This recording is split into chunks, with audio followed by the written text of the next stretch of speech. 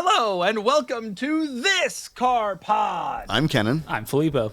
And today we have a lot to talk about, starting with a car that no one cares about. The Audi A6 has been redesigned. That's what it looks like? Yeah. Yep. There is also a new A6 Avant that looks like a wagon version of this. That's a heinous thing. Now, here's what I've discovered. There's going to be a regular one with 360 horsepower. There's going to be an e-tron one with 420, and then there's going to be an S6, but that's a plug-in or a fully electric. I haven't looked, with 540 horse. No one really buys the A6 in America anymore. It has really fallen off the. Yeah, but the A6 is a great-looking car, and the A6 Avant. I was just in Italy for 3 weeks, and they're everywhere. All German tourists, but they're everywhere thanks to German tourists, and they look great. And this just doesn't. It's like they looked at the designers looked at the success of the Q4, which is maybe the most hideous small SUV on the market. Like, yep, I want all of our cars to look like that. I don't agree with that. I think the Q4 looks good. Have you seen one from the front? There are some angles that aren't great, but I think it looks good. But I think it is horrible in every other way aside from the way it looks. I think if the Q4. This is a tangent, but I think if the Q4 had a 420 horsepower turbo V8, me and Kenan would both be driving them right now. Well, no, I can assure you I wouldn't, but I guess that would make it more appealing. I mean, it'd be great if it had a naturally aspirated V12 too, but that doesn't fix the problem here, and that's not reality, you know? You go to look at Q4 regardless. just because I just can't believe we're saying that that's an attractive automobile. No, he's going to pull up a Sportback just to spite me. And everybody knows the Sportback is the bad one. This is what you're referring to. That is what I'm referring to. That doesn't look that bad. It looks a little pig-like. Gotta be honest. But Kenan, now imagine that with a 420 horsepower turbo V8. You're right. I'm sold. Outrageous. And Kenan, a gated manual. Since we're dreaming. Can I ask you, Doug? Can I ask you a question? Since you did the research on the A6, Audi announced a week or two ago that the A5 is the replacement for the A4, and like even numbers are EVs, right? That's and odd numbers are gas cars. Yeah. Right. So they're doing the BMW thing where they said they're going to do it, and then they're like, no, never mind. But his point is that, maybe that's it. That's a great point. They literally just said that they're not going to do this anymore, and now they're doing this. So that's odd. The thing about it is, the truthful thing about it is that what you just said is exactly right. The A6 is a pretty popular car in Europe. And I'm sure in China, it's a one of those big sedans that get chauffeured around.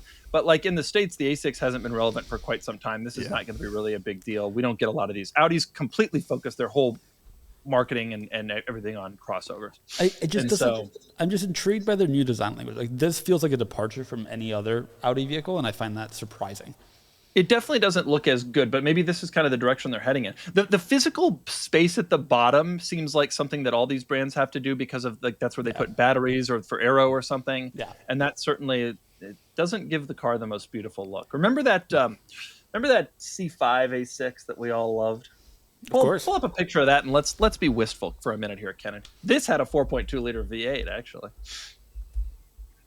Yeah, as most Audi products did at the time. Most big Audi products did at the time. This was an attractive car, not the wagon. The wagon was okay, but the sedan looked with that taillight that came over the hump on the. Yes, that no, just to the left of that. Oh, whatever.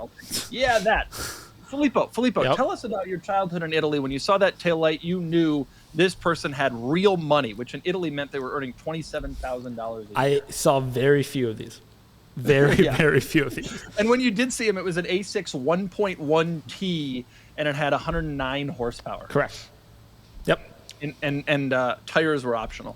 The new going back to the new A6, there is a new A6 Avant that won't be coming to the U.S., but that looks pretty good. They're not going to bring mediocre, but are they going to bring it as an all-road? Have they announced any of this? They must be because the RS6 has been a big hit, so they'll bring the wagon. Has the A6 all-road been a big hit? Well, I think that the only way they justified bringing it was bringing both. Yeah. And so, but I think they haven't announced RS6 yet, so I've already checked for that. The closest we've gotten to hearing is S6, which has 540 horsepower. Yeah. Not enough for Kenan to make the switch, let me tell you. Okay, no, but hey, I'm excited for the NAV10 gated manual version that will eventually come. Moving on to the next story. The next story is actually much more interesting, the new refreshed Ford Maverick. Yep, and there are two important things here. One is that in front headlight treatment is interesting. But two actual interesting things. For the first time, you can get the hybrid with the all-wheel drive system, which was missing inexplicably for the first few years and is what everybody wanted. And now they have it, and I think it'll sell incredibly well. Right? The hybrid's been selling well, but people that live in northern climates want all-wheel drive. Now they can combine it. Yep. The hybrid can now tow, with all-wheel drive, can tow 4,000 pounds, which is what the old 2-liter inline 4 could tow. And it's slightly more expensive. But there's also a new sport version, which is called a Lobo edition. Can you pull this up? Do you have a picture of this? Lobo, L-O-B-O. L-O-B-O, okay. Dude, it's bizarre. I saw this on Instagram this morning, and I was like, this is factory? Mm-hmm. No one is going to buy this. But it'll look cool. It's gonna, you know what it's like? It's gonna be like that Sport Track Adrenaline we just sold. We had in the office, like that. They're gonna sell 7 of them, and in 20 years, people like Nick are gonna be like, "Damn, remember the Maverick Lobo?" Wow, 100%, and that could apply to either Nick. It's great. That's on the Cars in the Channel. Styling upgrades, right? It's like new bumper treatment, side skirts, wheels, etc. Bigger brakes. It's a 7-speed automatic instead of an 8-speed automatic. They removed third gear. Closer ratio.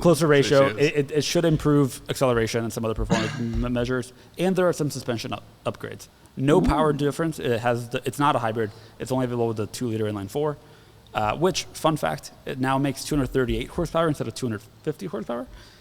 I am told, based on a bunch of research, that there was like a California emissions clerical change in how they calculated horsepower that meant that it's actually the same exact engine, just now. They now have to report that it makes 238 horsepower. Are you telling us that they came out with a performance version and have lowered the horsepower? They've lowered the horsepower for all of their 2-liter Mavericks for 2025. But coinciding with the arrival of a performance model has been a decrease in performance. That's what you're saying. Their argument is that the engine is identical. There's no decrease in performance whatsoever. That's what they stayed at lower horsepower. They rated 250 before. They're now rating 238, and they're saying that there is no decrease in performance. Okay, correct. But 7-speed transmission. How do you think the marketing team took that when they found out they were going to have to market this thing? Poorly. Can't they just bump it up? It's a turbo, right? So can't they just change the boost like a little to get back to the old number?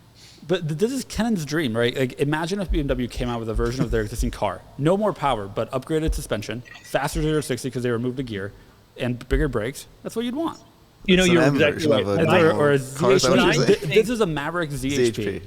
Okay. When I think of Kennan's dream, I do think of an automatic front-wheel drive pickup truck. That you're exactly right. I think it's all-wheel drive only, but I don't remember for sure. Well, okay, but it's front-wheel drive when you're driving around San Diego. Okay. Yep. Right. It is, but it is the Maverick ZHP. Well, and just like the previous car, when the naturally aspirated V10 gated manual version comes out, I will be thrilled. Dude, imagine if there was an NA V10 Maverick. Oh, there you go. Somebody must have put like a Hellcat in one, right? You know, the last Ford did a V10. But, yeah. Ford did a V10 not that long ago. Remember, it was in the Econoline. You know what we should do, Kenan? This would take more like a full week with a couple of cold ones, but we should do a swap, Econoline V10 into a Maverick. What's the horsepower bump? 20? It won't go down. It might. It was a torque bump, okay? We're trying to tow. We got to haul our race car. All right, move on to the next topic, which actually is an interesting one. Yes. What happened here? Filippo, right. What happened? Recaro, the famous maker of seats, has declared bankruptcy, or the equivalent in European courts. I'm sure you've researched this, but can I ask the question that's on everybody's minds? Yeah. There is not a single high-performance car that I have gotten into in the last 5 years that didn't proudly have Recaro seats. Right, Kenan? Right. Like I get into the latest Infiniti QX80, but it's the sport version, and they have Recaros. How does this happen? Right. Which executive was stealing money from the company? Which executive was stealing money? How do we find that out? They claim that higher costs and supply issues throughout COVID, and they also apparently lost a large contract. They don't say what contract that was. So Recaro's automotive seats division, which apparently is separate from their gaming seat and other seat divisions, was purchased in 2020 by a U.S.-based investor. The thought being they could make faster decisions, they could pivot faster. I think that also probably means that they had higher performance expectations. I don't know. Apparently, they're just running out of money. Now, I have a theory, which I think will bear out. Seats to every single car. But if costs go up, and OEMs are notoriously hard to be a supplier for because they will eke out every single penny of savings that they can. It's hard to be an OEM supplier. I think that their profit margins were in there, especially with rising costs. I have a real theory, though, that literally nothing will change. They have said that full production will continue throughout this process. They're still taking new orders. They're still fulfilling all orders. In my mind, this is like a typical bankruptcy restructuring thing where actually nothing changes. No, not me. Not me. Me and Kenan are done with Recaro. We can't trust him anymore. We can't trust him. But who do we trust? Is Sabelt going to pick it up and start making seats? I don't know who to trust because Recaro makes all the seats. That's the weird thing. The company that makes all the seats went bankrupt. Well, wait a minute. Who's going to make the seats? Are we going to have to go back to sitting on milk crates like we used to do, Kenan, back in the 50s when we were racing NASCARs on the beach? Right, exactly. Wearing shirts like I'm wearing now. But yeah, that's kind of the idea. Nothing will change. I seem to be. I feel the same way. I don't think a whole lot will change here. It's a weird situation. I'm not as familiar with like European bankruptcy procedures, but I truly expect that it's like a business move, not a fundamental change to their business. Filippo, are you familiar with seats? Are you familiar with sitting in a car? Does your Fiat have Recaros? Yeah. No, sorry, my has Sparcos, doesn't it? I don't remember. I haven't driven in a month. So I have. Yeah. So Kenan, tell us. I think they're Sparcos, but I might be wrong.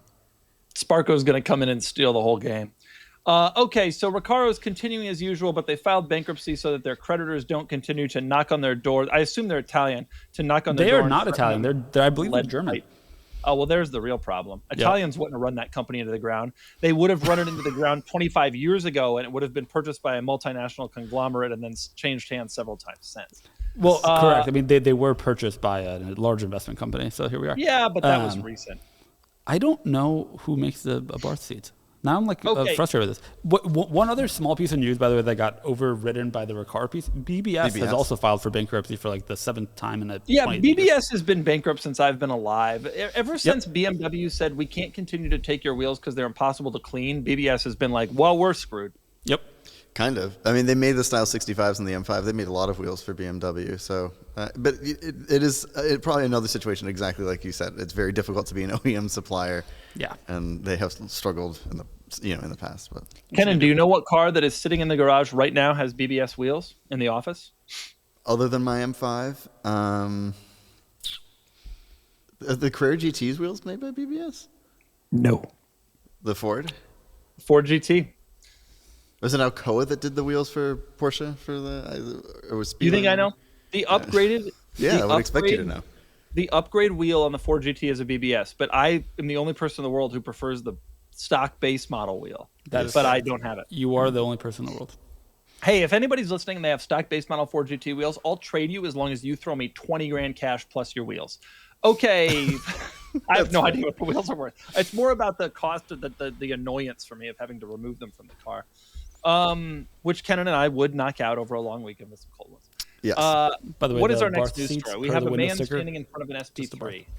Yes. So this man, Benedetto Vigna, is the CEO of Ferrari. And something very interesting happened at Ferrari. It wasn't really correlated this week, but it was fascinating. So an executive received a text message or something like that from the CEO. And it said, are you aware of the merger that we're looking for or the acquisition we're talking about? Of course, this is not occurring, and so he was very skeptical of this. And so he said, call me. And so the number called him, and it sounded exactly like the CEO. And they were talking, but he was still very skeptical. But it was the same Southern Italian accent. It was all the same mannerisms. And of course, it was an AI deepfake. Yeah. And so the executive who was called thought on their feet. They're very quick on their feet and thought to ask a personal question. They asked, what book did Vigna recently recommend that his entire staff read? Because he's a CEO, and that's what you do. And the number promptly hung up. But so it is amazing that AI deepfakes are reaching everywhere, but it reaches all the way to the head of Ferrari, which is pretty wild. Okay. I've thought about this a lot. We need a code word. We do. Okay, because what if you get deepfaked by me and it's like, hey, Kenan, you got to take the Carrera GT and crash it into a building. We need a code word. I mean, to be fair, Doug, there are thousands of hours of your talking. Right. It'd be so easy to deepfake. So we need a code word. And I think that the code word should... Yeah, that's right. Anybody could deepfake any of us. So we need a code word. And do you have any ideas? I think that the code I think word, we can't say it on the air. no. Listen, if someone's watching the pod and supporting us that way, then they can steal from us. It's more. Yeah. I would be more upset if it was someone who wasn't like a viewer. That's fair. Yeah. Yeah. So I think that the code word should be Not Emily, I'll tell you that. Yeah, which should be Emily. Luckily, we all know private details about Emily. So it worked. Hispano Suiza, that would be a good one. Hispano Suiza would be good because most people can't pronounce it, but I committed to learning that. Emily, yeah, we all know private details about her. Like she was born on New Year's Day, which is weird. And she and Kenan have been intimate. Okay, let's move on to the next. All right, that's enough of that. Please. So, sticking with the theme of exotic cars, Lamborghini. It has recently been announced that Lamborghini is going to be announcing a new car at Car Week on August 16th is when they're going to be announcing it. But there have been lots of spy photos of the car coming out, and there's been some teaser shots. Like there's a picture of the taillights, which are going to be hexagonal. Surprise, surprise. This does look like a Lamborghini. Yes. Now the name for this car is. Well, sorry, Nope, how's it pronounced, Felipe? It's Spanish, not my. Oh, it's Spanish. Okay. So the name It's for like- this car is Temerario. Temerario. But it translates to reckless in Spanish because Lamborghini names all their cars, I believe, after bulls, but they're always Spanish names. And so this one's going to be reckless. Now, what's interesting also is some of the details that have come out about the car that we'll see if they're true or not. But it's allegedly going to have a twin turbocharged V8 and a hybrid powertrain as well. Okay. The V8 allegedly is going to rev to over 10,000 RPM, and it's going to be it will produce about 790 horsepower, plus the assist from the batteries, which will bring it up to like 900 horsepower. So allegedly. Wow. We'll see if any of this is true, of course, in a couple of weeks. I'm very excited because I'm sure I will see it at Car Week when I'm there. But it's cool to know that the next Lamborghini is coming. Not at all a surprise that it's going down in cylinder count. Not at all surprised that it will probably be a hybrid. But that's a lot of power. But that is a lot of power for the current base model. The current Huracan is at like 630 horsepower. STO is 630. So if it really goes up to 800, now Revuelto is now at 1,000. So there is some room there. There is some room, but we'll see. High revving too. If that's true, like a turbocharged engine that revs over 10,000 is very difficult to understand because turbocharged engines don't generally rev super high. Yeah. So that would be amazing if true. But of course, all of this is speculation currently. But we do know that we're going to find details out later this month. And the spy shot that we're looking at is a little disappointing, to be honest. It looks a lot like the current car. This is one of my big complaints with Lamborghini because I love the Revuelto and I drove it and I thought it was really cool. But it looks a lot like the Aventador. And this looks a lot like the Huracan, to be honest. I mean, when they pull it off, maybe there's going to be some interesting new stuff. But I remember when Lamborghinis, every new generation was like the craziest looking thing you had ever seen in your life. And now they're just doing like subtle evolutions. They went so crazy that now, what you going to do? well, but also Gandini happened, and then everything has been derivative of Gandini since, basically. Yeah. Gandini, and there's an amazing YouTube interview of him in Italian that's 30 minutes. I watched it on the beach the other day for the second time. And he says exactly that he like had to create this design for the company. And since then they haven't been as bold, and he wishes they were bolder and like would try new things. I mean, the wedge was a crazy concept in the 60s. Right. And now it's like, well, that just kind of. Well, imagine if they did. What if they went back? So from the mirror to the wedge, they went from beautiful round to wedge. What if they went from wedge to round all of a sudden? Ooh. Oh man, try to get your head around that one.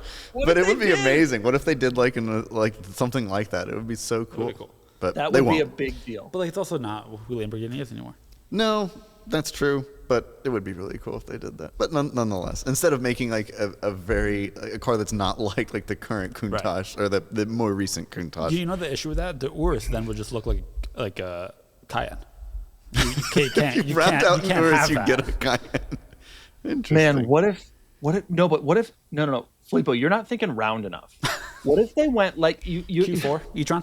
Think no, like the I'm 356. saying like an oval car. Like an oval car. Yeah. Yeah. Like the car is an oval. You know what a round version of an Aventador would look like? A GM Ken, EV1. Kenan, go to, no, you're not thinking round enough. That's Kenan, so go round. To Google Images. Kenan, go to Google Images and type in oval car. Let's see what comes up here. Oh yeah, sure, NASCAR. No, That makes sense. That is a perfect Type example. in circle car. Type in circle car. No, get out of there. I want to see a car that is literally a circle. This is the thing that Gandini would do now. Circle car. There we go. Yeah. Look at that circle car. What if Lambo came out with that? Huh? I mean, Yeah, Filippo would be all over that. Hey, man, Aston Martin did one of those. you're talking about this thing, did? Yeah, it's pretty much. Yeah, that is pretty much a little sphere. But Imagine a Lamborghini. What I was going to say.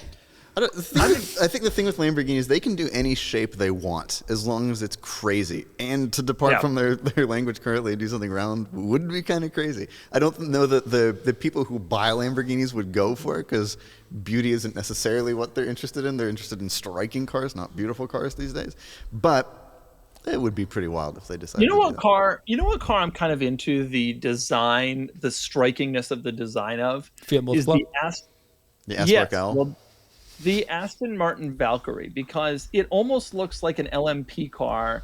You know, regulations make it hard to go really crazy. Filippo doesn't know what this car is. There's like an Aston Martin. Looks like an LMP. Don't you think that almost looks like that? Kind of looks like an LMP car on the road in a way that no one else is really doing, and that's kind of cool. Right, except for the Red Bull car we talked about last week. there are, which is not street legal. Which is not street. That go to my point. I mean, I think that it's hard to do a car that looks like this that actually can be driven. Well, yeah. I mean, Filippo, sure. Filippo, did you watch the pods when we were away? I'm sorry to say that I've not yet. Oh. What? You don't know about the Red Bull car? I'll be watching them RB17? soon. Filippo, Red Bull, the company that makes your favorite sugary drink, is making a car, an automotive R And car. not for like a stunt. No, No, like an they're going to actual... make 50 of them. They're going to sell them for $1 zillion. Yeah. Fascinating. Okay, time to move on to our next topic, which is we're going to talk about cars. Wait, we've already been talking about cars. Now, I want to mention to everybody that Cars and Bids will be at Monterey Car Week. You know Monterey Car Week. I personally won't be there, but Kenan will. And you can walk up to him and say, Kenan, I love you. Stop spending money on your M5. Please. We'll also have a bunch of folks, Please. a bunch of other folks from our team there. So if you see somebody with like a Cars and Bits polo, go up say hi. If 25 people walk up to Kenan and tell him to stop spending money on his M5, then he promised me that in the next 12 months he's only going to spend $10,000 on his M5, not 20. I would actually make that promise, but please don't. I understand. And my M5 at that time will be in for the service that I've been discussing for all this time. So. How's the M5 doing? I see it over there with the hood pop. It's fine. Well, So the M5. Get on to that. That's our first topic here. Yeah, so over the last now 5 episodes that we've done, I've talked about stuff with the M5. So the most recent thing was that the key stopped working and the ABS module had issues. The key stopped working? Filippo, The battery the died. key stopped 22-year-old working. battery. Yeah, but can't you just replace the battery? No, you can't. It has to be serviced. It has to be split apart by somebody who does this professionally. Filippo, I wish you had been here. Some of the stuff that he's been saying is insane, and the key thing is totally nuts. And of course, BMW won't do it anymore. So there's like a guy in like Torrance. San Juan Capistrano who Torrance, like nice. does it. Close. Yeah, I can't remember his name, but he did it for me. And they came back, and I can't. So they came back, and they are fixed, but I can't initialize them to the car yet, because if I do, because the ABS module is pulled, it'll throw a code. So I have to wait for the ABS module to come back before I can initialize the keys, which is a really simple process. And then that will be Filippo, done. it gets even worse. He discovered from Ryan that the tune that he has on the car to stop the check engine light from turning on, the California smog has started to find that tune, and they're not going to pass them in smog anymore. Yes. So what are you going to do? Well, it was an Montana. intermittent issue, so I plan not to rehash this, but I plan to. You can go back and watch I the will, podcast. I will. I don't know fully what I'm going to do, but I think I'm going to take the tune off because it was intermittent, and then run it for a while, reinitialize the module. So if it doesn't come back, run it through smog, and if that happens, then I'll consider when's registering your it in next Smog smog? County. Huh? When's your next smog? February. So Oh, I have time to figure this out still, but not pleasant. Filippo, though. Well, I was Filippo, gone. Kenan texted me and said, hey, can I borrow your car? I said, of course, sure, whatever. But you offered before. Which you I offered left, before, actually. but like I didn't realize there were this many additional issues. I thought the heat thing was the only lingering issue. No, I fixed that one. Is the M5 not operant right now because the keys, you can't turn it on with the keys? Right, well, the ABS module is currently out for service. So I sent that off to be restored. That is currently in Moscow, Idaho. They love potatoes there, I'll tell you that. Oh, wait. So I'm waiting for it First to come off, back. it's Moscow. Secondly, explain this to me because I'm curious. You took out the ABS module. Does that mean the car won't run? Like Filippo and I drive without ABS. We don't care. The car will run and I could drive it, but I have no ABS. If that system's out, I have no ABS traction control or stability control. And granted, it's San Diego and it's dry, but I don't want to do that. I'm glad that you're being safe. Yeah, it's just You could just drive responsibly, but I'm glad you're taking the safe option. I do drive responsibly, but if something were to happen, I just So don't what are you want- driving right now? So Filippo lent me his Fiat 500 at Barth to drive around in. Very You're fun still car. driving it? No. So I was driving that car, and all of a sudden I noticed thump, thump, thump. Picked up a nail somewhere, and they need a flat tire. Now, I was going to go have it patched for Filippo, so he didn't have to contend with this when he returned from his European exploits. But I go to do this, and I noticed that all of the tires are severely dry rotted, and they were They're not even that 2016 old. date cooked. I'm stunned by how dry rotted they are. Not that given old. they're on They're 8 years old. The left dry rot is. That's very old. I And- was planning on getting new tires regardless when I came back, so like that's not a big deal. which I offered to do for him, but Filippo being Filippo, I wanted to just put the same Michelins that are on it. It was a front one too, so you need to do both of the front ones. And Filippo's like, no, he wanted a chance to look at cheaper options when he got I didn't back. say cheaper. I said different options because I Here's what don't would- need high performance all seasons in California. I can just go for high performance summers. Kenan, I'm going to Nothing tell you to- what he's going to do. I'm going to tell you what he's going to do. He's going to go to one of those tire places in Midway, and he's going to ask what Chinese tires they have, and no. they're going to quote him, and then he's going to say, "This is going to happen, Kenan." He's going to look at the guy and say, "Do you have anything used?" No, I care a lot about tires Yep. and having safe tires. The You dry know, rot issue was clearly you do because you had 8-year-old tires that were Cracked. That were They're cracking. So you obviously care a lot about having high quality tires. And the guy's going to look at him and say, well, you currently have 2016 tires. I got some 2018. And Filippo's going to say, no. Slap him and on. then he's going to say, you got anything older? I spent a while last night looking through a bunch of reviews for different high performance summers. He all the thinks tire he's going to recommenders, et do cetera. this. Of course I am. I will have tires ordered by the end of the day. Although I will say, I did put up a post in Cardsman's community in case with like a bunch of different tire options that I'm considering. And a few people have given helpful feedback. If anybody listening to Pod knows about any of these tires, has them on their Abarth, let me know. Go to I have some helpful carsandbits.com/community. feedback. What? I have some helpful feedback. The kind of guy who didn't realize he was driving around on 8-year-old dry rotted tires probably won't notice the difference between the Pirellis To be and the entirely Michelin. honest, I realize I just been busy. I would have realized if I were allowed to clean the car, but I wasn't in your You've absence. cleaned the car once and you didn't notice. But I have been aware, but I do drive the car generally from here to the office or from here to home, and that's 2 miles. So I felt okay with it, knowing that when I came back, I would deal with it. It's quite dirty. Well, The car was Yikes. incredibly dirty. But anyway, that happened while he was away, so I had to give he asked me to park the Fiat 500 at his house, which I did. So now I'm driving my friend Kevin's Subaru WRX STI, his STI wagon, which has been an interesting Hatchback. experience, which I cannot think of a much more antithetical car to who I am. But there are some things I really like about it. Love the engine, love the transmission. I like the handling in general. I can't stand the ride, the build quality, or anything like that. It's just like, it's very rattle canny. It's fun, but it's just not my it's sort not of a car. you car. I do think it's a very good looking car. Yeah, it's I great. actually really like the way it looks So personally. No, the build Subaru hatchback the build looks great. quality the build quality is real bad. You need a car like your M5 that was really constructed sturdily with no problems. I agree Yeah. with you. Yeah. But the materials are better in the M5. There's no question about that. but Not the ones that wear. well, the interior is perfect in my car. Not But the ABS module. yeah. So you've been driving around on an STI hatch, like you're just driving an STI hatch, like you're one of those STI hatch guys. You? Yes, and boy, man, people are not nice to you on the road when you drive one of those. Like everybody hates you.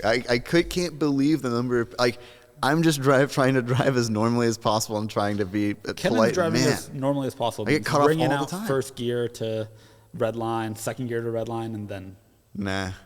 Not always. Getting on ramps, yes, but no. Generally, I'm just puttering around town, and You got to understand that every person in the world, especially in California, they're a landlord who's had an STI hatch owner who didn't make rent payments, or they're an employer who had an STI hatch owner as an employee who would no call, no show, or they're a person who lived next door to an STI hatch owner and they would vape in the shared space, et cetera, et cetera. Like everybody has had some bad experience with an STI hatch owner. I get it. And then I get out of it. It's quite a... Like I said, it's antithetical to who I am, but I'm glad I got the experience. I've never driven an STI before, so now I can check that one off the list. The Barth is also pretty antithetical to who you are. Yeah, the Barth is fun, but yes, I agree. Like, a white one I think would be kind of like, just it's a little lighter. You know, the other one is like so aggressive. You know, your car is. But I had a lot of fun driving your car, and we found out that the performance is pretty good. It's not bad. It's pretty. No, good. It is. It's pretty fun. Well, there you go. So look at all these great new experiences Kenan gets to have because his M5 hasn't been operant for the better part of 24. Speaking of new car experiences, Filippo, it sounds like you've been driving around in some boring European cars that no one listening to this podcast will care about. Correct. It's been great. We were in Italy for about 3 weeks, and I drove about 2,500 miles, which in Italy is far a feat. Did about 500 miles in an Opel Grandland, which is horrible. It then had an oil issue, so I went back to switch it out. That's not what happened. He didn't want to keep driving the Grandland. Pull up the Opel Grandland. That is true. I legitimately did not want to, especially in Italy. We were just two of us. We didn't need it. But then no, that's the new version. Go to the one on the left. This one? Yeah, or that one. Doesn't matter. But then it legitimately did have an oil issue as well, and I decided that driving 2,500 miles, I didn't want to have to fill up my rental car with oil. No, he didn't like the fact that they gave him an automatic crossover. It was manual. Thank you. I insisted. They wanted to give me a Jeep Renegade at first. I said no. Well, what do you mean? That's an Italian built. You would blend right in. Automatic Jeep Renegade. I wasn't interested. Ooh, no. So then you went into a new 208, which people like. The new Peugeot 208 GT had 100 horsepower, 150 pound-feet of torque though. It was great. It's not a good handling car. It has like the chassis isn't great. The handling isn't good, but the interior is pretty nice. It looks pretty nice. 6-speed manual. Go to the interior. It's actually like the interior feels way higher quality than you'd expect. Like those switches. Now go to the other photo. You can't see the dash. We got to be able to see the switches, Ken. Yeah, the switches are great. The materials are really nice. It has the tiny Peugeot steering wheel. Which is cool. Because the gauge cluster is over the steering wheel. And the gauge cluster has like a 3D effect. It's very odd. I turned off every single thing that was 3D effect because it was horrible. But it was great. Well, no, it's so great. Mercedes have that in the US. They're great. I love it. It's an amazing feature. The only thing that was 3D as far as I could tell was the tach and the speedometer were just 3D affected. That's it. It was bright green. Well, but it looks cool. This is coming to Kenan's car in the future. You know, back in the day, we used to have 3D speedometers. They were physical. Kenan, tell them about physical speedometers. And they were the needle was on top of the thing, and so it worked great. That was 3D. On the remote for the 208, there were 3 buttons. Guess what they did? So it's not going to be lock, unlock. That is true. Guess what the third button did? No, I know what it does. It turns on. It flashes the lights 1,000 times. It just turns on the like 3 lights on the lower valence. So it's like a find my car situation. Don't know. Yeah, I think they're just really proud of that design cue. And no, it is a find my car situation, Kenan. I had a Citroen in Europe a few years ago, and it didn't do that, but it flashed the lights like 10 times when you did it for that exact purpose, because the designs are so anonymous that you'd lose the car otherwise. I have to admit, I was in Europe myself a couple of months ago, and I saw a lot of new 208s. None of them were in this spec. I find the Europeans, it's so funny. The European manufacturers send out these press photos of specs that no one ever in Europe ordered. Yep. Because in Europe, they go to the car dealership and they say, do you have one without windows? Can I get one? Are mirrors? Do I need mirrors? Save $10? Could I save some money and not get headlights like a NASCAR? Could we do that? I don't drive at night. The one that I had was black. It did have diamond cut wheels. For some reason. Wow. But it was great. There were 2 odd things. The steering wheel is weird, and I got back in my Mercedes wagon today to run an errand, and I realized that the steering wheel just feels so huge, and the steering feels so heavy, and I realize now that's because I spent 2,000 miles driving around in that. And it's a gas 3-cylinder, but all power goes away by about 3,500 RPM. So does it continue to make like noise? 6,000, but like there's no acceleration to be had just noise. after 3,500 RPM. That's why he shifts at 1,900 or whatever. It actually matches my driving style perfectly. He shifts at 800 RPM. But it felt like a diesel, He even goes though it in is not. sixth at like 27 miles an hour. But he's gone through every gear on the way there. It's very unusual. He once said, I think to me, he said, once I'm out of my driveway, I'm in third gear. His driveway is 4.5 feet long, so it's pretty impressive. By the end of my street, I'm in third gear. And there's Okay. 4 Yeah, houses on my that's street. pretty reasonable. Like We for need you. to move on to the next thing, which is the market report. The market report. This is where we talk about the car market. The car market report is brought to you by Cars and Bids. I've been given a script. This is the best place to buy or sell enthusiast cars with shipping, financing, and checkout available. This was misspelled in my script. It's an incredible team of car enthusiasts behind the site who are writing listings, fact-checking, and offering support. Want a cool car? Go to carsandbids.com. Now, you might be saying, isn't this whole podcast sponsored by Cars and Bids? Yes, but the market report section is especially sponsored by Cars and Bids. The way it works is the owner of Cars and Bids, me, pays money to the employees of Cars and Bids, me, and so I have just exchanged money from myself to sponsor myself. From one hand to the other. That feels somehow illegal. Let's revisit. It's all a tax write-off. No, I'm kidding. None of that happens. But this is sponsored by Cars and Bids, and there are 2 great market report topics. I want to start with the Lexus LC. Yes. Filippo, you know the Lexus LC? I'm familiar. Okay, there's 2 versions. And I remember I was on the press launch of this or something, and they were touting how there's a V8 and a V8, or you can get the same horsepower if you get a hybrid model, but it's a V6. But it's the same power, but it's way more efficient. Well, the market has decided which one they prefer. We sold the V6 one, admittedly the oldest and highest mileage one we've sold so far, but we sold it for peanuts compared to what the V8s are going for. What was the sale price there? The sale price of that one was $45,000. Now, it had 57,800 miles on it. And it was an 18. And it was an 18. But we also just sold a 2021 LC500. Granted, it With low 14,500 miles, but we sold that for 75. 75. So this car is 3 years newer with you know, a third of the miles or something. But the point remains, and this is true if you go on Auto Trade or whatever, the market has decided that one Lexus LC is desirable and one Lexus LC is not. Now, this is a good opportunity if you want to look like a Lexus LC cool guy poser and pick up a used V6 hybrid and like debadge it and like make the noises out the window, you know.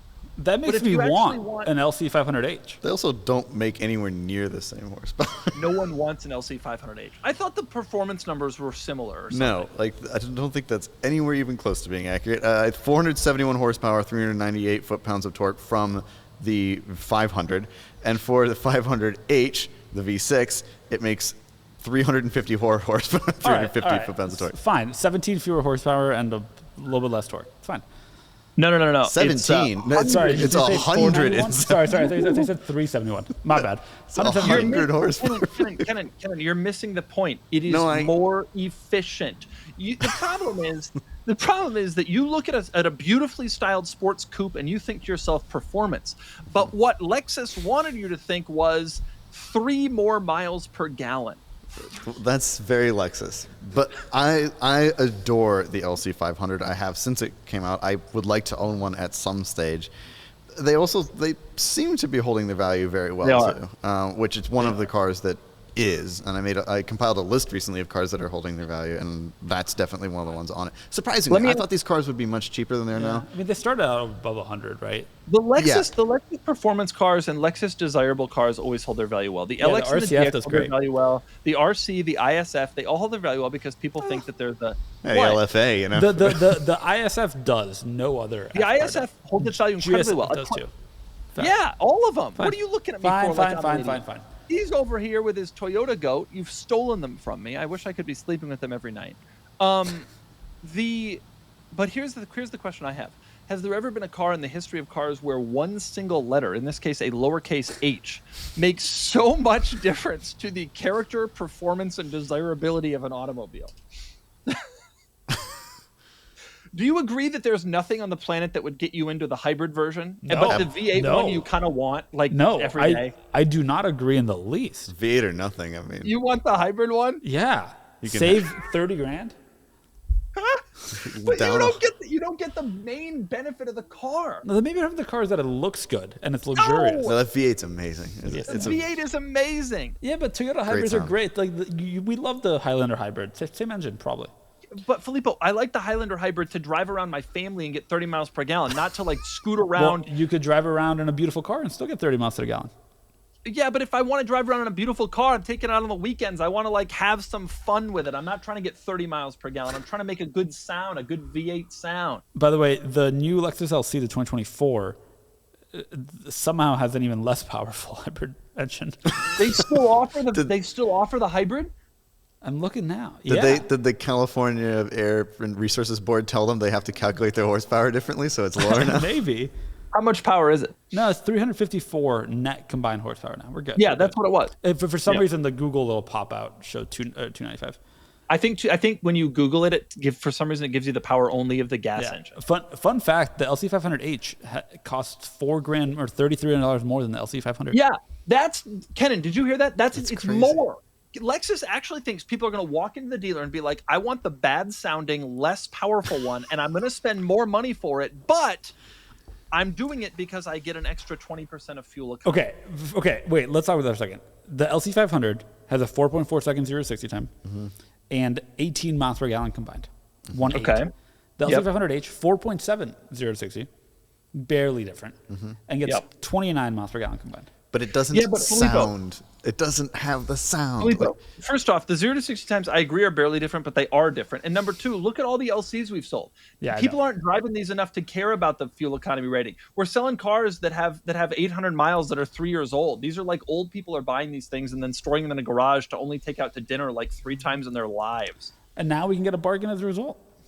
We sold a 19 a couple of months ago with 13,000 miles. That's a 5-year-old car.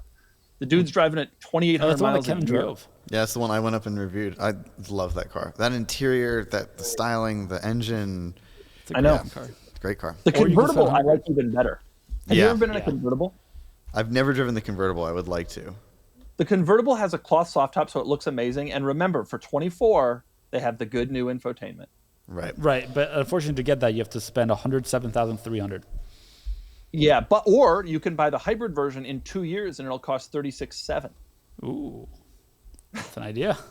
Unfortunately, there is no hybrid convertible. Oh, really?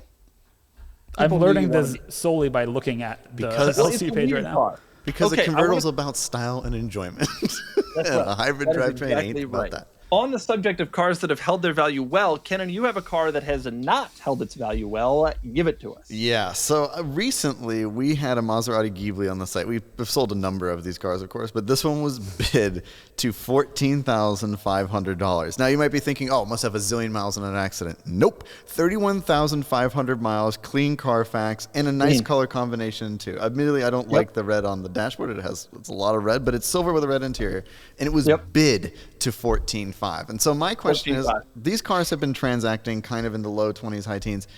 No, we sold one for 16. Go back that white one Yep. there on the top row. We sold for 16 a couple of months ago. Right. So my question is, these cars can't be far from being worth 10 grand. Totally. I bet you could find one.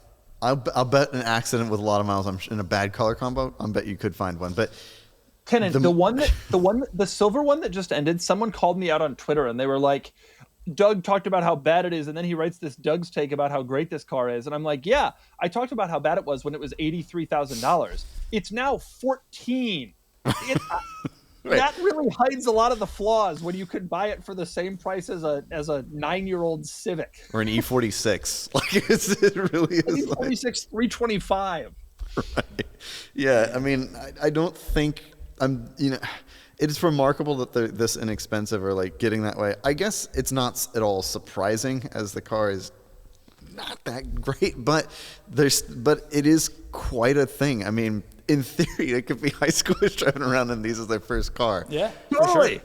Dude, 14. I mean, I'm serious about this. Like, I think it's a bad car, but when you can pick up one for 14 or 16 or whatever, this is 350 horsepower. It's a Maserati. Like, you want to look balling on a budget, you have to assume this is far more reliable than the previous Quattroporte. I mean, which had sure. all those problems. If Like, you this is compare a it to car- that, Well, I would compare it to like the previous sedan that got Yeah. cheap. I don't know. I mean, obviously this is the smaller version, but when you drive this thing around, people think you just have a Maserati and you spent 14 on it. Like, that's a pretty good thing. Filippo, you should do this.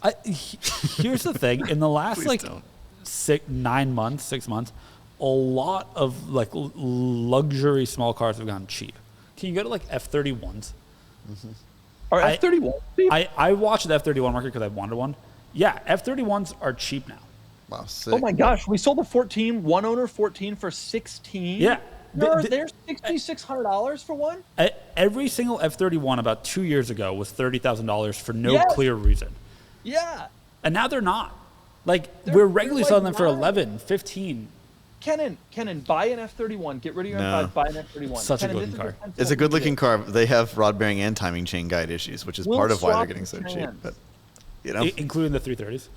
I don't know if the 330s, the 4-cylinder, Still 4-cylinder. that engine in both guys, I believe, has problems. So But like, regardless, I feel like all of these small luxury sedans and wagons have just gone real cheap over the last 6 months. They had held their value throughout COVID, but it's not just a Ghibli that's gone cheap. No, totally. Everything is cheap. The prices have totally come down on stuff that is desirable. I didn't realize this about F31s. We're selling F31s under 10 grand. Yeah. We sold that 2015 with 125,000 miles for 60. I mean, I'll take that. Had some car for issues. 60. I looked closely at it, but yeah. I don't care. Right. $6,600.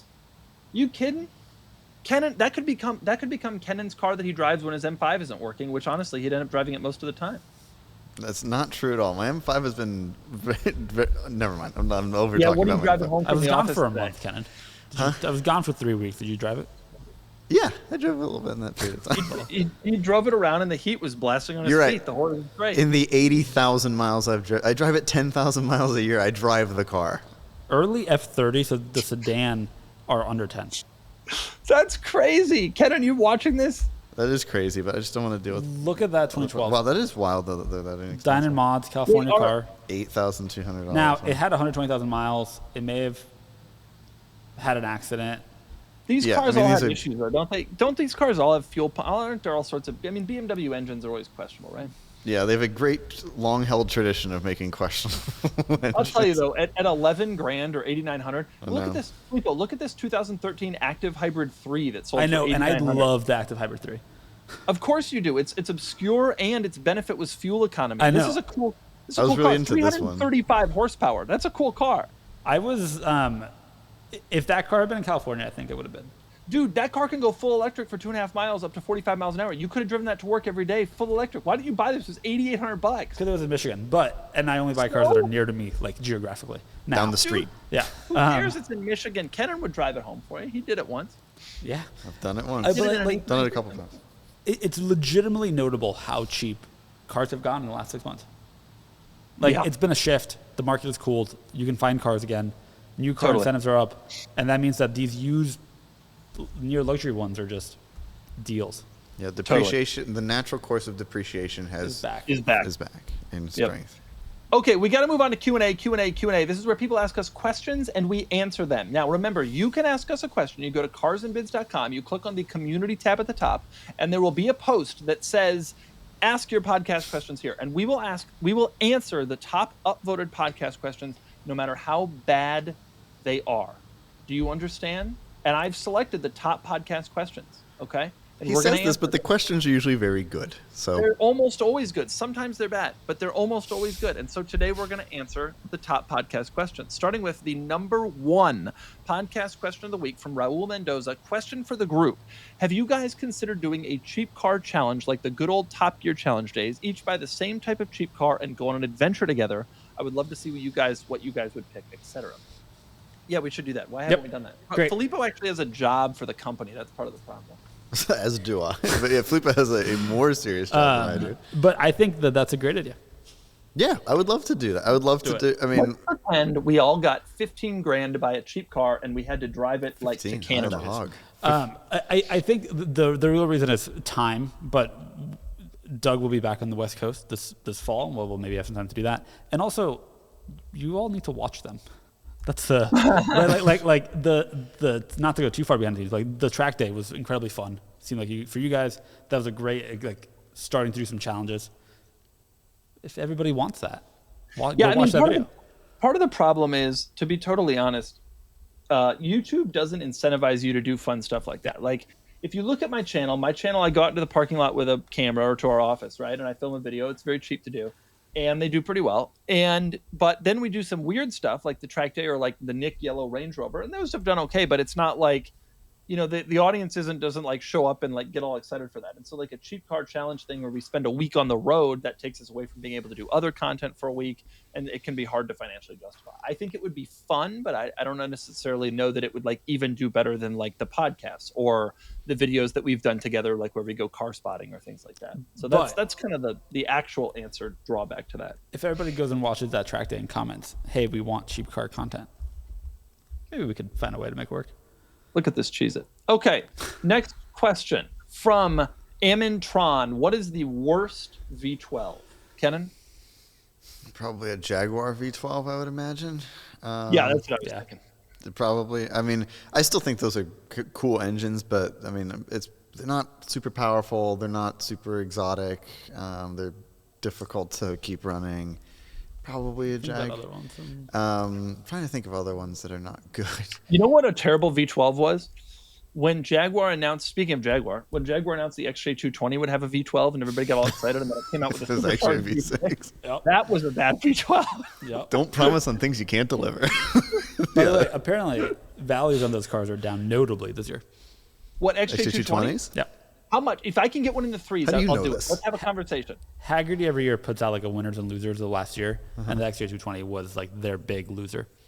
Can I get one in the threes? Me and Kenan will split it. XJ220s are down 10%. So what? What does that mean? I don't follow that market most of. You think I've watched the market here? Go to classic.com. You asserted that you knew. You're over here. You're taunting me. You're like, ooh, XJ220s are cheap now. Good condition apparently is around 360. 365. Kenan, we need to buy an XJ220. Now, of course, that said, a service place here in San Diego has had one for a long time. I think they're going on 3 years of attempting to get it to run. Well, probably there's some. It probably was flood damaged. I bet a clean one would be fine. I think it was running when it arrived. You know, in all honesty, I've looked at XJ220s before, dead serious, as an actual serious, potentially interested person. And what I've discovered, the thing that put me off of them immediately is that all of them have low miles. Yeah. All of them. I always look for high mileage cars so I can get a driver that I can use, but the XJ220s all have low miles. And that kind of started making me think, why do they all have low miles? And the reason is because everyone is terrified to drive them. In part because they are the same length as Kenan's commute, but also because they are unreliable pieces of crap. And the only real service point is in the UK, which is a problem for us because we live in a different continent across a vast ocean. Those are all very reasonable objections to. However, have you seen the headlights? Yep, you've driven one as well. So I drove one around Connecticut or something, and it was Long Island, and it was a masterful experience. It felt like Connecticut because I was in an XJ220. Okay, let's move on to the next question. We're way out here. The next question from Lexus Luther: which car or brand's owner stereotypes have proven to be pretty spot on? Almost WRX all of STI. them. Almost all of them, to be honest. Like we're very fortunate that we interact with a lot of these owners of the cars, and you can always tell who's going to be more particular. Like we've had a number of BMWs where someone comes through and they have spreadsheets of every service they've ever done, and it's like very hyper specific. Porsche people, same thing. Really specific owners, and then like some of the Italian car people are like, yeah, whatever. It's all. Those Raptor stereotypes owners, are all pretty true. Yeah, Raptor people. Owners, Camaro owners, Mustang owners, STI people. I've never found a car stereotype to be untrue. Wow.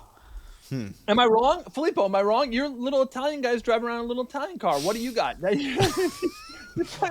to argue with facts like that. Yeah. There's always some truth to them. Stereotypes are stereotypes for a reason. Car stereotypes are constantly updating, and like there's some truth to all of them. Not everybody will always fit. Maybe. Well, Filippo's going to be very diplomatic about this, but he doesn't want to get political. He's afraid that I'm going to get political. That's what he's worried about right now. Yeah. He's sitting there like, is Doug going to go into a rant about Republicans or Democrats? No, I'm not. Now, what about Mustang owner and Camaro owners? You're trying to bait me? It's more of a pickup truck thing because those Sequoia fender flares are just ridiculous. Okay, next question. From that Silver 86, Doug, I know you live on Nantucket, but why did you choose the island? What drew you to the island, etc.? It's cool. It's very beautiful. Filippo and Kenan come visit me every year, and we go swimming together. And we just hope that Kenan doesn't get eaten by a shark, but you never know. Okay, next question from Big Ultima Hater. Question for all. What are the top 5 most overrated and underrated car brands? Too hard to answer, but let's do the most overrated and underrated car brand. Overrated. Overrated. Toyota, Land Rover. Oh, Land Rover might be a good one. Yeah, Land Rover might be decent. I feel like BMW is a little overrated. Yeah, BMW. Yeah. I think there's a reputation. BMW. There's a reputation that created their rating. Yeah, and it no longer really. Yep. I got a neighbor with an X7, and it's just like. Whew. I consider Mazda in car enthusiast circles to be overrated. Ooh. Not in the general population, which knows nothing except for which knows nothing about Mazda, but like in the car enthusiast world. Well, all right. Okay. I agree, but only off camera. So on camera, a former Mazda owner. You had an MX-5. I had an MX-5. It's fine. But like every car journalist is like, oh, the CX-5 is the best small crossover because Mazda makes it. The Mazda 6, which no human has bought in 20 years, is the best midsize sedan. No, they're fine. The CX-5 thing is so funny to me. Car journalists freak out about this car. This is the driver's choice for compact crossovers. Every one of them says that. They freak out about it. I've driven all those cars. They are indistinguishable. And in fact, I truly believe that if you blindfolded them and put them in the cars and drove them, like had them on a huge parking lot where they wouldn't crash into anything, they would not be able to tell the difference. It's like the French wines versus California wines, and when they actually did a blind taste test, they couldn't tell the difference. I swear to God that would be the case with the CX-5 and the other ones. It doesn't handle any better. Maybe a little. What is an underrated car brand? Thinking Polestar. Oh, interesting. With the one car they sell in the U.S. Yeah, Polestar. Interesting. Wait, actually the answer, Aspark. Yeah. Nice. Very nice. I don't know. I feel like I really like I really like a lot of Hyundais. I think Hyundai Kia is still underrated. I agree with that. I've always felt that the Stinger was underrated. Because you loved yours, and it's a brilliant car. And I think that like we talked about the Ioniq N. I think that is the future, potentially the future of performance cars. And I think it kind of still gets glossed over. We live in the land of new cars here in Southern California. You see them all the time. I have not seen one on the road. One Ioniq 5N? Not yet, no. So I think that's a really underrated car, and people really should go drive that thing. I was blown away at how good it was. By the way, the answer for I totally agree with you. I think Hyundai Kia is still probably the answer for underrated, which is funny because they've made so many inroads, but they're still. The answer for overrated, as I was just thinking about it, Jaguar, Maserati. Oh, yep. Yeah. Yep. Yeah. I don't disagree. I'm very hesitant to say it, but I think. Oh no. I think Filippo? Some Porsches I think are very over. Like a normal 911 is kind of a normal I'm sure it's great. It's great. When we discovered in that normal when in the comparison video between a 981 Boxster base and the Boxster Spider, the Boxster is great. It needs more power, but it's great. Very good, but yeah. Filippo, when we got a question last week where someone said, "What's like the most overrated vintage or something?" I don't remember. And we all unequivocally said the 356, and now they hate us over at the Spike Ferriston podcast. So we have to be careful, Kenan, about insulting Porsche. Yeah, because I don't think that it's I don't think it's the most overrated. I think some aspects of Porsche are overrated, but generally the cars are excellent, so it's hard to. Kenan, Spike, we can't do this to the Porsche audience. They're gonna hate us even more. I like Porsches. I really wanted Porsches. Okay, I have one more question. No. 2 more questions that are both really good, and then we're going to stop for this. I see the question you've highlighted. It's excellent. The next question from Antek Patak.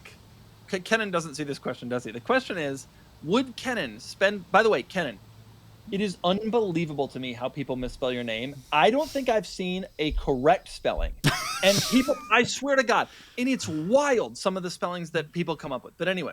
What's this one, out of curiosity? One N. Kenan. It's Kennan. My father's name is Ken. My mother's name is Nancy. They put Ken Nan together. That's how they got my name, Kenan. Okay, would Kenan spend less money on maintenance if he had an E60 M5 instead? That's an interesting question, isn't it? No, the E60 the E60 would be. I can almost guarantee would be more, because I mean, again, my friend Ryan works on them all the time. E60 bills come out a lot higher from his shop than E39s, and they come out with a greater frequency. He has customers who go and spend way more. He bulletproof some. But they consume more. Like the throttle actuators are a consumable item that need to be replaced every 30,000 miles.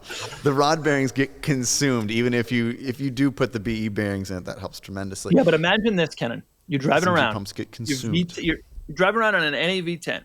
You're shifting gears in your NAV10, and then you go to change the climate control, and you start turning that dial, and you spend 2-3 minutes turning the dial. And then the car goes bling, bling, bling, bling, warning for something.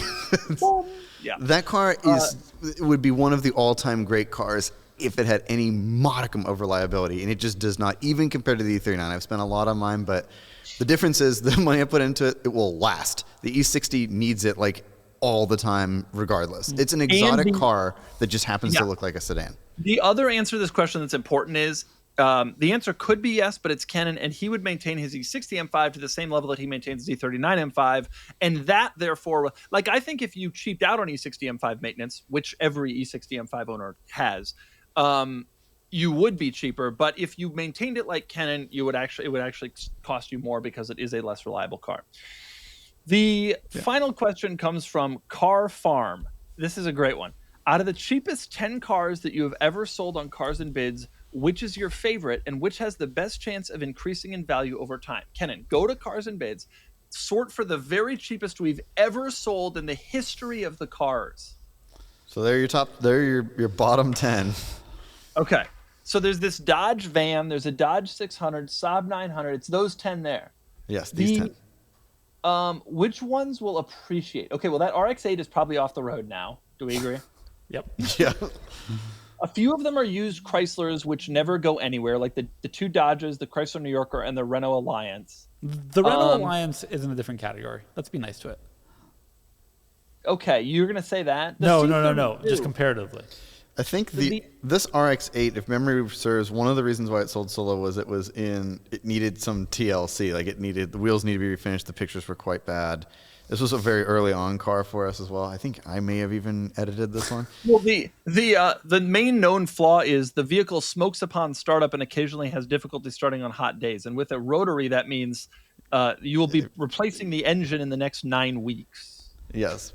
All right, but which one would you most want to own? The C32. C32, no question. C32. It is between that and the Saab 900 Turbo, because I came within minutes of buying a $900 Saab 900 Turbo 12 years ago. Yeah, this Saab 900 Turbo seems like it was undervalued. It's a one-owner car. No.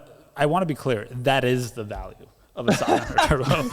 It's actually more. 1,994 big ones. It's actually more than the value of a 900 Turbo, but I love these.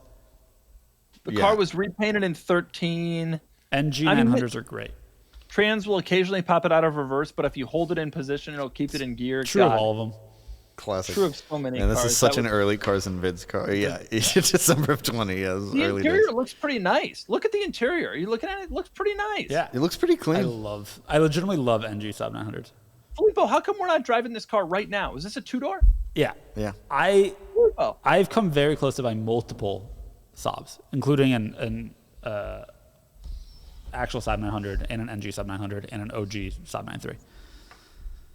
You know, the real Just mistake was letting that Peterson van on. How did we get conned into running a non-running project? It's so cool. It's owned by the Peterson. It went for $1,700 United States. Yeah. The known flaw was that the fuel tanks are expired and you can't drive it until you replace them, and it also doesn't even crank. Yeah. It's like an F50 you can't drive because the fuel tank's expired. Yeah, that's exactly what it's, except this is a B250. Otherwise, they're cool. Nice. The second part of the question was which will appreciate the most? And I think there's a clear answer here. The 3000 GT. That or the C32 AMG. I think both don't.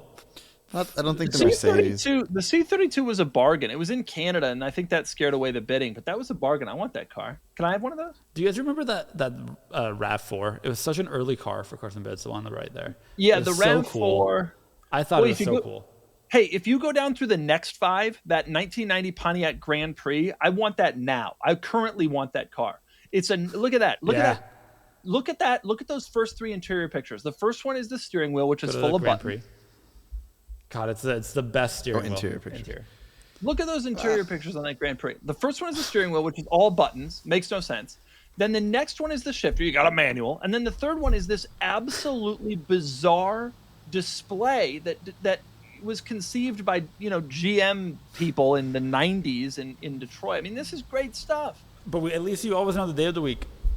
I also thought that this Gen Grand Prix looked not great, but like it's iconic. The taillights, like it's all just iconic. It was an absolute icon. I totally agree. God, go to picture number 37. How about the fact that you can individually adjust these 3 like half circles on the seat back? You can choose which one you want to adjust and adjust them individually at the bottom there. Look at that. That's incredible. That is the pinnacle of luxury. This is the stupidest car I've ever seen. It has blue color matched wheels, and I want it. This sold for $2,400. Filippo, why didn't you buy this? It's also the only manual one we've ever auctioned. It's the only manual one that exists. I think that's true. Yeah. And also, there are no more automatics that exist either, because it was bad. But I want it. They've been consumed in the Rust Belt, where they've been driven by people who've been recently divorced for a long time. That's right. This is in Milwaukee. I mean, how did this not get just destroyed in Milwaukee? I mean, this is incredible. Kenan, you edited that listing. Yeah, it was a long time ago. That was the first. Yeah, this was July of 2020, right? That was the very beginning. That was the first month of the site. That person probably got one of those cash bonuses we gave out to the original sellers. Okay, that's the answer to that question, in my opinion. Yep. And that's our podcast for today. Best show we've ever done. Filippo, it is so nice to have you back. I have missed you. I have missed you so much. We've all missed you, Filippo. We're glad you're back. We're glad you had a nice vacation. It was wonderful, but I'm glad to be back. Okay. Well, it's so nice to have you, and we look forward to all future podcasts, including you. Do you guys have any parting words? We'll see what the M5 does to me this next week. Won't do much because you're not driving it. That's the only way you can ensure that it won't cost you money. If anybody has tire opinions, find my post in the 500 of Barth community. Let me know. Yeah. My opinion is replace the 8-year-old dry rotted ones. Goodbye, everyone. Goodbye.